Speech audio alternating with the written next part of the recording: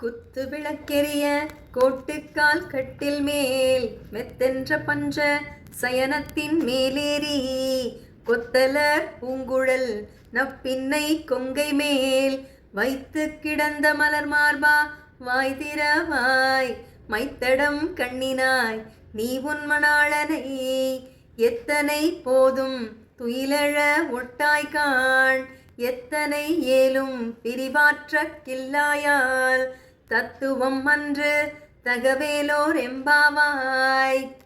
இந்த பாசுரத்திலே ஆண்டாள் படுக்கை அறையின் அழகையும் நப்பின்னையினுடைய அன்பையும் சொல்றாங்க. குத்து விளக்கெரிய கோட்டுக்கால் கட்டில் மேல், அறையை சுற்றிலும் குத்து விளக்குகள் எரிந்து கொண்டிருக்கிறது.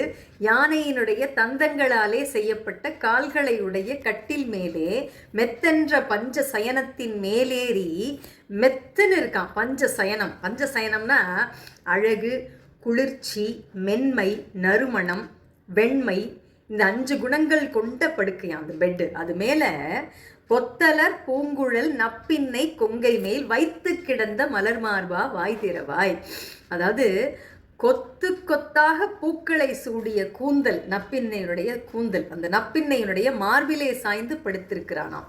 அகன்ற மார்புடைய கண்ணா, நீ வாய் திறந்து பேசு, மைத்தடம் கண்ணினாய் நீ உன் மணாளனை எத்தனை போதும் துயிலட ஒட்டாய்கான்.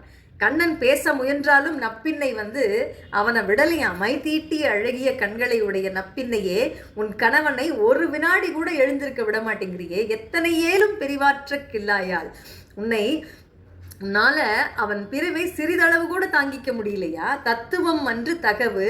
இப்படி நீ மட்டுமே அவனை வைத்திருப்பது உன்னுடைய சுபாவம் கிடையாது. எங்களுக்கும் அவனை தருவாய். எளிமையான அதாவது ஒரு பாசமான தாய் சேயோட உறவை யோசிச்சு பார்த்தீங்க அப்படின்னா, நம்ம ஒரு குழந்தை தூங்கிட்டு இருக்கு, அவங்க அம்மா வச்சுக்கிட்டு இருக்காங்க, யாராவது போய் கேட்டோம் அப்படின்னு வச்சுக்கோங்களேன், இல்லை அவன் இப்போ தான் தூங்கினான், குழந்தை இப்போ தான் தூங்கிடுச்சு, எழுப்புங்களேன் அப்படின்னா, இப்போ தான் தூங்குனா அவன் எழுந்தா அழுதுருவான் அப்படின்னு தொந்தரவெல்லாம் பண்ண வேண்டாம் அப்படின்னு சொல்லி பத்திரமா வச்சுப்பாங்க இல்லையா? அந்த மாதிரி நப்பின்னை கண்ணன் எழுந்தா பக்தர்களாகிய உங்கள் மேலே பார்வை பற்றுமோ, அவன் என்னை விட்டு போயிடுவானோ அப்படிங்கிற அந்த பொசசிவ்னஸ் இருக்கான் அந்த நப்பின்னைக்கு. அதனால அவனை எழுந்திருக்க விடாமல் அணைச்சி வச்சிருக்காளாம். ஆண்டாள் அவங்கக்கிட்ட, அம்மா நீங்கள் மட்டும் வச்சுக்கிட்டா போதுமா, நாங்களும் பார்க்க வேண்டாமா அவனை அப்படின்னு சொல்லி உரிமையாக சண்டை போடுறாளாம். அந்த மாதிரி ஆக தாயார் மனசு வச்சாதான் பெருமாளை பார்க்க முடியும். அவங்க சிபாரிசு பண்ணால் மட்டும்தான் கண்ணன் உடனே எழுந்து வந்துடுவான். அந்த மாதிரி ஆண்டாள் அவர்கிட்ட கேட்குறான். ஆண்டாள் திருவடிகளே சரணம். நன்றி, வணக்கம்.